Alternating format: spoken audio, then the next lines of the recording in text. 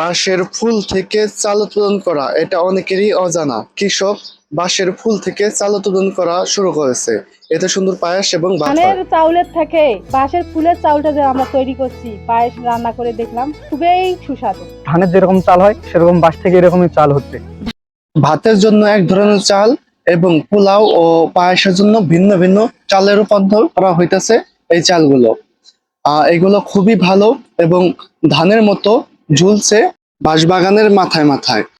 ঠিক আম জাম পাড়ার মতো পাড়া হচ্ছে। দেখতেছেন নিচে অনেকগুলা বাঁশের ফুল রয়েছে, ঠিক দেখতে ধানের মতো।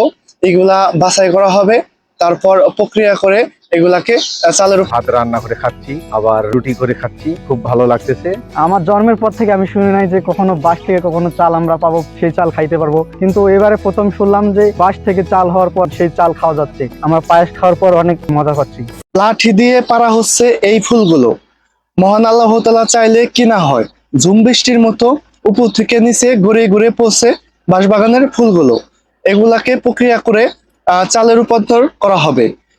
আল্লাহর অশেষ রহমত যে বাঁশবাগানের ফুলের ভিতরেও এই ধরনের চাল রয়েছে, এটা অনেকেরই অজানা ছিল। এবং কি এলাকাবাসী এগুলা দেখার জন্য খুবই উৎসাহ। ঝাড়ু দিয়ে এক জায়গায় করে ওঠানো হচ্ছে বলের ভিতর। এগুলা মেহেদি পাতার মতো করেও সংগ্রহ করা সম্ভব। এটা শুধু বেড়ে বাঁশ থেকে হয়। এটা সংগ্রহ করছে সাংজু রায়।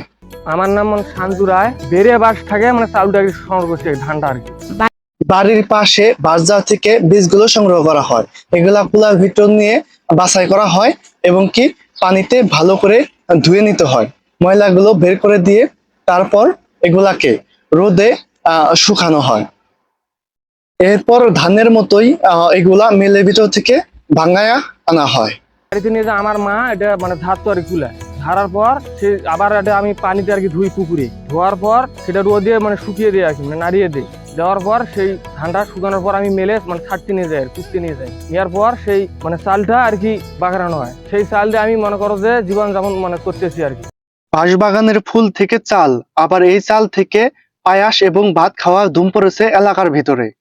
শুনলাম যে আমার কাকু নাকি চাল উৎপাদন করতেছে বাঁশ থেকে। এটা শোনার পর তো আমি অবাক হয়ে গেছি যে বাঁশ থেকে কিরকম চাল উৎপাদন হয়। বাঁশের চালের চাহিদা বেড়ে গেছে অনেক গুণ। এলাকাবাসী বাটি হাতে হাড়ি হাতে এই চাল নিতে অনেক আগ্রহী। 40 টাকা কেজি দরে বিক্রি করা হচ্ছে। আমার অভাব সংসার দিন আনে দিন খাওয়া, এগুলো বিক্রি করার পর সংসার আমার মোটামুটি ভালো চলতেছে আর কি। মানুষের চাহিদা কঠিন, আমি চাউল দিতে পারতেছি না। 40 টাকা কেজি বিক্রি করতেছি, চাউল দিতে পারতেছি না, চাউল শেষ হয়ে গেছে। আবার আমি সংগ্রহ করতেছি, করার পর সেই চাউল আবার আমি সাফ করব বা ধুবো বা শুকাবো, কুটাবো, তারপরে আমি ওনাকে দিব পাড়া প্রতিবেশীকে।